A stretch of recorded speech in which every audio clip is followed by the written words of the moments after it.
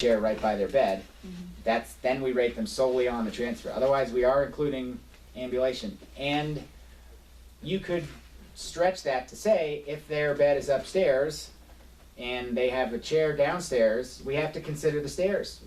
Timmy, you missed it. You have to consider the environment that they have to do and everything that's involved in that task. So, I mean, they could be pretty high-level functioning, but if they can't get up and down the stairs, you can't answer them as independent on that transfer question for that patient who doesn't routinely transfer from the bed to another surface in their room. Another eye-opener here for me is the, so we'll skip past this slide. It's, I think, not super mind-blowing, but the next slide here, for response 1, minimal human assistance could include any combination of verbal cueing, environmental setup, and or actual hands-on assistance. And in order for the assistance to be considered minimal, it would have to mean the individual assisting the patient is contributing less than 25% of the total effort required to perform the transfer. So, again, any verbal cueing you have to give them to sit themselves up, any verbal cueing or supervision on the stairs for that patient who, you know, we might need to consider the stairs, all that has to add up to less than 25%, which very easily in terms of verbal cueing, you know, could total more than 25% without even physically touching them. So if the patient transfers with either minimal human assistance but not a device, or the use of a device but no human assistance, enter response 1. If the patient requires both minimal human assistance, and again, human assistance can be supervision or verbal cueing or reminders. If they require both minimal human assistance and an assisted device to transfer safely, enter response 2. This to me is, again, this is where another way where nobody's considering that. I consider if somebody needs an assisted device, I include that in the amount of assistance. I would consider somebody who's min assist, you know, if they need to use the armrests, but you know, I include that. I would say that person transfers with minimal human assistance. But according to this, even though the description says, the description of a 2 for this question is the patient is able to bear weight and pivot. That sounds like, well, they can just bear weight and pivot. That's like a pretty involved transfer. But according to this description, anybody who has to push off of the armrest, if they can't stand up without pushing off the armrest, they have to use an assistive device. And then they stand up and you're just a little uncertain that they're unsteady. You feel like they need supervision, or that you needed to tell them, Sammy, they can't pull, don't pull up on your walker. Oh, that's right, I know that. Like that person who needed both of those pieces, the armrests and the verbal cue, needed both human assistance and an assistive device. So there are 2. That's 95% of our patients on at least. I mean, a 1 is somebody who, within the description is a 1 is somebody who can transfer with minimal human assistance. That really, to me, what they're describing is modified independent. If somebody can stand up like this, and you felt like with, you know, can you stand up without your armrests?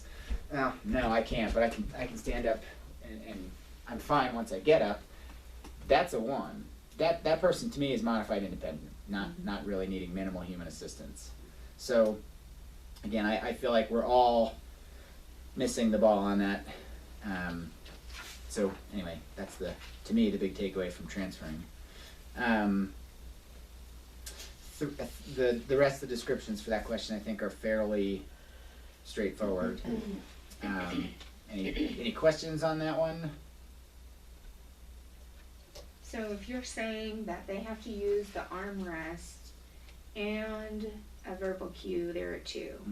But if they're using, what makes them a 3 again? I'm sorry. 3 is if the patient is unable to do one of the, if they're chair fast, I think. So really, most of our patients are a 1 or a 2, but most likely a 2. Most of them are probably a 2 at the start of care. Okay. And they may not go anywhere from that. Even a 2 is still pretty high level. You know, like that could be somebody who's pretty high level functioning, a 2, and they may not go anywhere from there. But you know, we have to rate them as low as we're supposed to be rating them to get any. If they needed the verbal cues in the beginning and then they start to transfer without, then you can move them up to a 1. Right, and that would be that patient who like initially grabs their walker and you go, don't pull up on your walker, use the armrest. I knew that. I am always being told. I just keep forgetting. If that's the only thing you can improve, you've taken them from a 2 to a 1. You know, so. But if they even just need the armrest to push up to stand, and then they're stable when they're actually standing, and then they can ambulate independently, then they're still a 2. That Or would that'd be a 1. Okay. Yeah. All right. Thank you. Yep. And again, we also are taking it depending on what their routine transfer is to get up out of bed. Ambulation does get included a little bit, depending on how far they have to walk or where they have to walk to. So you kind of have to consider that as well. And again, I never understood why that warning pops up, because I'm going, that isn't part of transferring. But according to the 397-page guidance manual, it is. Yeah. So bathing again is that bathing has there's a lot of discrepancy with bathing. There's so much more room to really be rating these people lower than we realize. We talked about medical restrictions, to me being the big one. For either wounds or hip precautions, any other number of medical restrictions. If the physician said you can't bathe, then we don't even need to consider what their functional ability is. We start off at 4, 5, or 6. 4 being patient is completely unable to bathe, but can participate at the shower, the sink or commode. That's the bare minimum for rating them if they have a medical restriction saying they can't bathe. So it's depending on the order at the time, then? Yeah. Okay. If they've been told they can't bathe, then we are starting off at so the descriptions from 4, 5, and 6 or 4 is like can't safely participate in bathing in the tub, but can wash themselves at the sink or commode. 5 is they can wash themselves at the sink or commode. They can participate in that, and then 6 is completely dependent. So, but just completely, regardless of the environment, their functional ability, if the physician said you can't bathe for X many days, and we're within that window, we're starting off at 4, 5, or 6. Okay. Thank you. Yeah, and that's I know I was not taking that into account.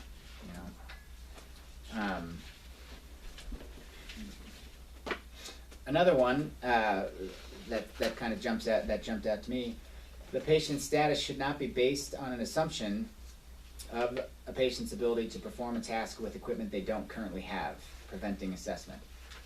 So again, take a fairly high level functioning person who maybe needs a grab bar or maybe needs a shower chair. That if they had the shower chair, they would be fine. But they don't have it right now. You can't assess it, so you're probably rating that person again at a 4, 5, or 6, cannot safely participate in bathing.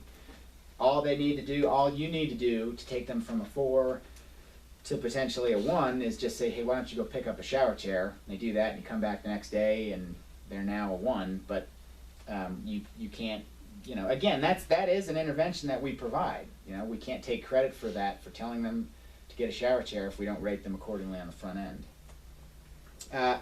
Consider also medical restrictions being not just those that apply to the tub, but those that might affect their environment. If the patient's medically restricted from stair climbing and the only tub or shower requires climbing the stairs, the patient is temporarily unable to bathe in the tub due to combined medical restrictions and environmental barriers. So they're starting off at 4, 5, or 6. Or they just physically can't get up the stairs. They could get in the tub, no problem. They have a shower. They have the greatest, ADA approved bathtub. They could get right in there if they could just get up the stairs, but they can't get up the stairs. You rate them. Take that into consideration.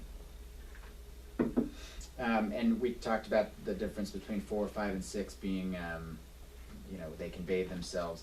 4 is probably not, if they're unable to get into the tub because of this medical restriction on the stairs, they're still 4 is pretty high level. That's like any of us, if we're told we can't get in the tub, we could bathe ourselves at the sink. But can you picture? Most of our patients cannot bathe themselves at the sink or commode.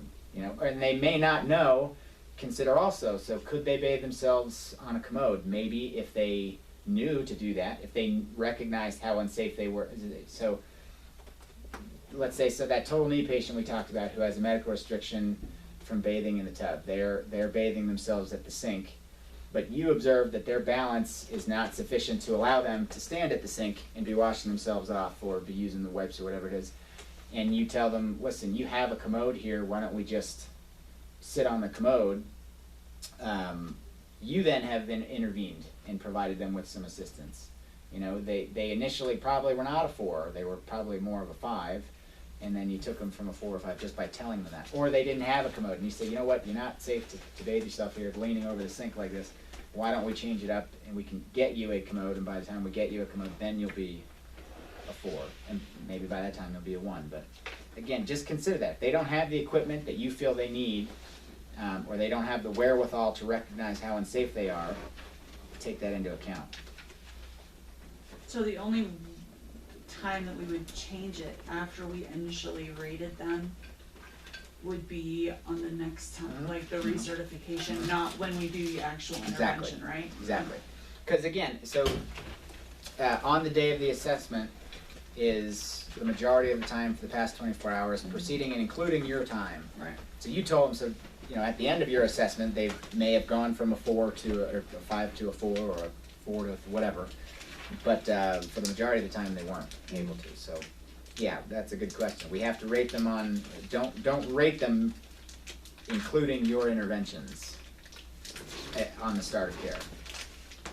But like, if we came back the next day and they had the shower chair, Yeah. we wouldn't, and we were doing a complete assessment, like a Yeah. routine, we couldn't change the Oasis question. And you rating. don't want to change your Oasis No. questions. So the whole Right. point is, you want to mark them where they are. That's where we get into trouble, like you said, all the time. We mark them to functional at the beginning, and we're not taking credit. So like you said, they should be a 4 or 5. They get that shower chair. That's awesome. So when you discharge them, they're now a 1. Okay. That increases. That shows that they showed improvement. That's where the disconnect is. I think for people is that. You only fill that Oasis out one time at the start of care. Okay. And like you said, it's before you give them instruction, before you tell them what to do, what's their functional status. Okay. It is, and it's important. It is an important distinction, though, to note. So let's say you're going, you know what? I'm not going to touch the bathing question really. I'm going to wait till the OT comes out. I know they're coming out tomorrow, so Right. we'll get a good idea. And you've seen you kind of at least look in their bathroom and see there's no shower chair. You go, hey, do you have a shower chair? We should probably get you one. I'll mention that to the OT. You rate them based off of the fact they don't have one now. Right. The OT may, they may, let's say the family goes out that night, gets them a shower chair, the OT comes out and assesses their ability. The OT calls you up and goes, hey, I would rate them at a 2 or 3 because I saw them do it this way. You know in your head on the day of your assessment that they didn't have a shower chair. I mean, it's good to know that you go off of your assessment. We can collaborate with other disciplines, but knowing that they didn't have that piece of equipment, you told them to go get it. You would rate them based off of your assessment, and then on discharge, let's say for one reason or another we end up discharging them 2 days later, then you would capture the fact that they got the shower chair and they can shower safely with it. So it's an important distinction to know. We rate them on your day. Anything that happens after that gets taken into account only on the next transfer, discharge, whatever. Okay. All right. Thank you for clarifying that. So that is all of the actual questions. These next 2 slides are my own suggestion. You didn't talk about the medication one. The education. Yeah, Okay. the medication. There's a medication question, and that's one of the Oasis, and that's one of the 5-star ratings as far as how well the patient improves on taking their own medications. So it's actually if we provided them drug education. No, there's another one. There's a medication. Yeah. Yeah, if we provide them, but also if the patient can independently safely take their own medications. I can't remember the number. Off the Yeah, top I of know my what you're head. talking about. That one. We mark it My wrong all the understanding is time. that doesn't get included in the. It is part of. I don't know if it's a 5-star rating, but it's part of functional improvement. Yeah. So we mark them too high in the beginning. So if a patient doesn't have their prescription filled, even though they have the prescription, yeah, they can take their medications on their own. But if they don't have their prescription filled, they're automatically a 3 because they cannot follow through and take Yeah. their medications because they're not there. And we mark that wrong all the time, and it doesn't ever show, we do not do well at showing improvement in patients becoming independent and taking their own medications Okay. because we rate them too high in the beginning. The other thing, we talked about it as an aspect of this, but not directly to that question. Sorry, I is- didn't mean to interrupt. No, that's all right, but it's important to where they store their medications and what they have to do to get to their medications. So somebody who they know their medications, they're fine. They have it's not a matter of them taking them at the right time. They set up their own pill box every single day themselves. They know they can recite, verbatim all of the prescription labels and drug interactions. That somehow they know the drug interactions. I'm not. They know their meds, but they have a flight of stairs leading up to the bathroom where they have to go get them. We have to rate them on their ability to, and the way that wording in that question plays out, like it doesn't. It's really weird. It would say a 3 is like they have to, have. They them said they're administered. unable and somebody has to tell Yeah, them. so it's administered by another person. Or so if they don't have, let's say they have a stool softener that's on their discharge list listed as to be taken daily. In our head, we probably go, that probably means PRN, but it says daily on the med list. So the physician's order says they need to take their stool softener daily, and they don't have any stool softener in the home because they just don't feel like they need it. Well, on the day of the assessment, they don't have that medication in their home, so they can't physically take it. So they're starting off at a 3. They are completely unable to take their medications unless it's administered by another person. The intervention you do is probably call the physician and say, hey, they don't need this stool softener. Is that okay? Probably never gets back to you, but let's say the physician, you get them on the phone, they go, oh, that's fine, they can take that PRN. I mean, we're taking credit at that point for just helping them sort their meds out, but we do need to get credit. I mean, to that question, it's most of our people are probably starting off at a 3. They should be. If you're going in to set up a medication planner, and people are marking it a 1, that patient's independent and taking their medications if they're set up in a medication planner, how do you know that? On the day you did your assessment, we were sitting in there, for like a lot of the VA patients, you're sitting in there to set up their medications in a planner.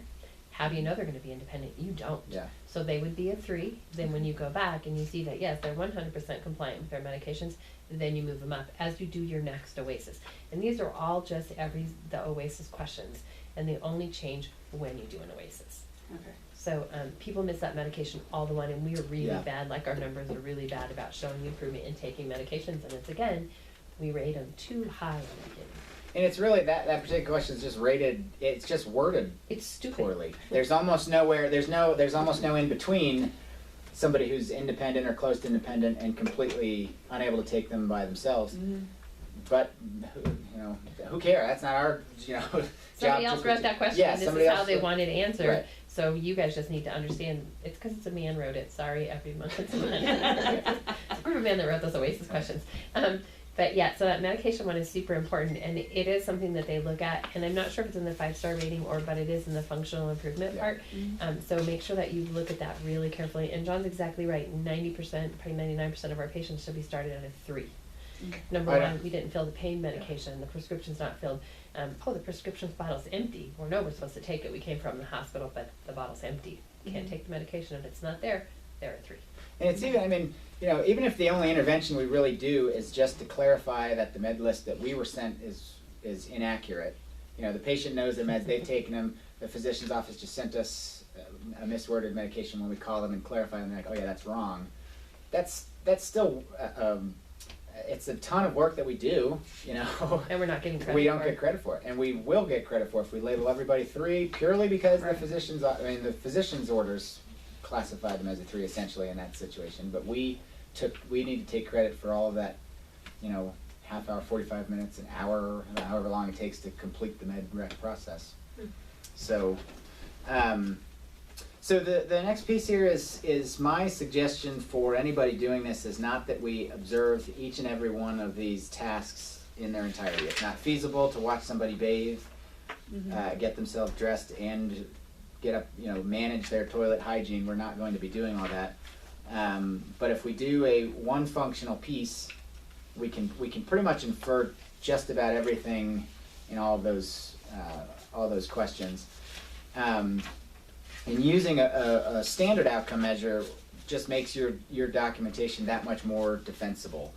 I mean, you kind of see as you go through the guidelines here that these guidelines aren't even really that, they're